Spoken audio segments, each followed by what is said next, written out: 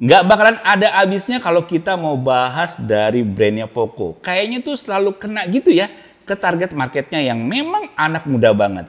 Dan di sini saya udah bikin beberapa upside maupun downside dari dua smartphone Poco terbaru ini.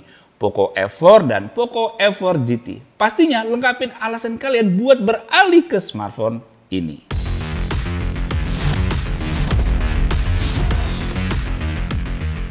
Banyak banget alasan baik yang bisa meningkatkan minat kita untuk membeli. Salah satunya adalah dari segi desain, kedua smartphone ini yang keren banget. Poco F4 hadir dengan desain kekinian yang udah mengotak dan juga modul kameranya cukup berbeda dari seri sebelumnya. Desain mengotak ini bikin grip tangan kita juga jadi lebih solid. Begitu juga dengan desain cover belakang yang menyerupai kaca, jadi bikin lebih elegan pastinya. Namun bukan berarti tanpa kekurangan. Bodi belakangnya ini sangat mudah meninggalkan sidik jari. Solusinya ya pakai casing aja sih. Dan kayaknya sekarang semua orang selalu pakai casing di HP ya.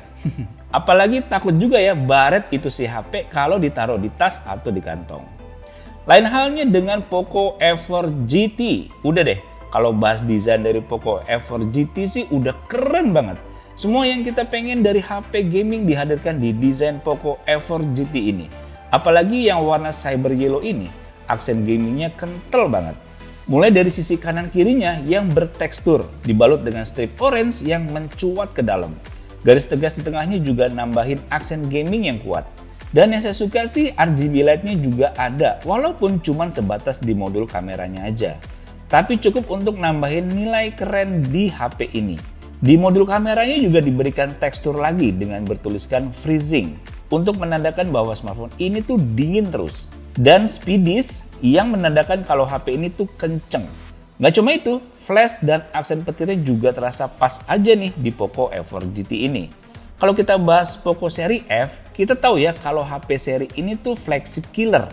Kayak Poco F3 aja, kita semua tahu kalau chipset yang digunain selalu kenceng. Pun juga pada Poco F4 ini. Chipset Snapdragon 870 5G-nya yang kita suka nih. Prosesornya kenceng tapi juga nggak bikin gampang panas si HP-nya. Kalau kita tes AnTuTu benchmarknya bisa mencapai dengan angka skor 696 ribuan. Dan skor GPU Max benchmarknya mencapai 1.846.800. Udah deh, skor segini udah lega banget buat dipakai main game. PUBG Mobile lancar dengan settingan rata kanan, HDR Extreme juga bisa. Tetap smooth dipakai tembak-tembakan pakai Poco F4. Mau main game Genshin Impact juga lancar banget sih. Kita set settingan highest dengan 60 fps-nya pun masih lancar dimainin. Ya kita tahu ya Snapdragon 870 sih udah cukup banget buat dipakai buat main game apapun. Nah Poco F4 GT lebih mantap lagi nih guys buat dipakai buat main game. Chipset Snapdragon 8 Gen 1-nya udah nggak usah diraguin lagi deh ya. Skor AnTuTu benchmarknya pun mencapai angka 1.017.000 loh. Dipakai main game apapun sih, udah deh dihajar abis, nggak usah mikirin settingan grafik lagi. Serba lancar semuanya di Poco F4 GT. Sesuai dengan tulisannya yang ada di modul kameranya ya. Freezing mengartikan kalau Poco F4 GT juga dibekali dengan sistem teknologi pendingin yaitu Liquid Cool Technology 3.0. Jadinya suhu HP ini akan selalu tetap terjaga walaupun dalam kondisi penggunaan ekstrim. Dan gamingnya pun disupport dengan adanya pop-up trigger di kedua sisinya. Ini yang paling keren, ada tombol L1R1-nya. Yang bisa kita gunakan untuk jadi tambahan tombol yang memudahkan kita bermain game. Tembak-tembakan di PUBG Mobile makin jago nih kalau pakai pop-up trigger kayak begini. Kita akan bahas performa game dan pengalaman lengkap gamenya di video berbeda ya guys. Layar dari kedua HP ini juga imersif banget ya. Keduanya udah menggunakan panel layar AMOLED yang support 120Hz refresh rate. Jadinya buat kegiatan apapun enak dan smooth. Main game juga jadi lebih enak pakai layar 120Hz-nya. Serba enak deh dari segi layar kedua Poco F series ini. Nah dari segi kameranya gimana nih? Kedua smartphone ini udah dilengkapi dengan lini kameranya yang lebih baik dari seri sebelumnya. Seperti Poco F4 yang udah dibekali dengan 64 megapiksel kamera utamanya. Lebih baik dari Poco F3 yang hanya memiliki 48 megapiksel aja. Udah gitu, Poco F4 juga udah disertai dengan OIS, Optical Image Stabilization yang bantu banget buat hasilin foto lebih baik dan tidak mudah goyang. Begitupun dengan Poco F4 GT yang gak kalah kerennya nih guys, dibekali 64 megapiksel dengan sensor kamera flagship yaitu Sony IMX686. Kalian bisa lihat hasil foto yang keren banget dari kedua smartphone ini. Tapi untuk penjelasan lebih lengkap mengenai kameranya, kita akan bahas lagi lebih dalam di video yang berbeda ya guys ya.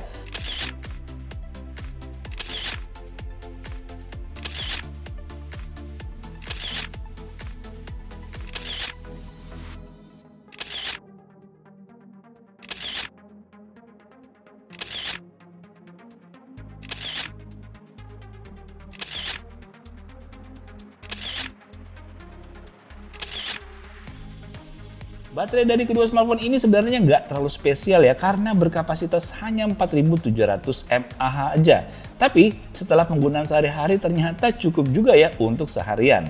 Ditambah lagi dengan chargernya yang support mendukung 67 watt untuk Poco F4 dan 120 watt untuk Poco F4 GT. Ini sih ngebantu banget buat ngisi cepet dayanya. Apalagi Poco F4 GT dengan 120 watt charge ini diklaim oleh Poco dapat mengisi 100% hanya dalam waktu 17 menit aja loh. Cepet banget kan? Tapi dari semua alasan buat beli, satu alasan yang paling bikin saya tertarik beli adalah harganya. Poco F4 yang varian 6128GB dibanderol cuma 5.199.000 aja loh. Sedangkan varian 8256GB juga cuma 5.699.000. Dan buat Poco F4 GT dengan segala spek flagshipnya harganya itu terjangkau banget, yaitu 8.999.000 aja. Dengan RAM 12GB serta internal storage-nya 256GB. Mantap deh, nggak ada harus nolak kayaknya ya. Gila sih, udah desain kedua HP ini emang keren, performanya kenceng, kameranya juga bagus lagi, dapat charger yang kenceng juga. Harganya cuma segini sih worth it banget ya buat dimilikin. Mudah-mudahan aja stoknya dibanyakin, jadi nggak rebutan buat dapetin Poco F4 dan juga Poco F4 GT ini. Kita akan bahas lebih lengkap tentang kecanggihan dua HP ini di video selanjutnya ya guys ya. Oke guys, demikian videonya, sampai jumpa di video selanjutnya. Bye-bye!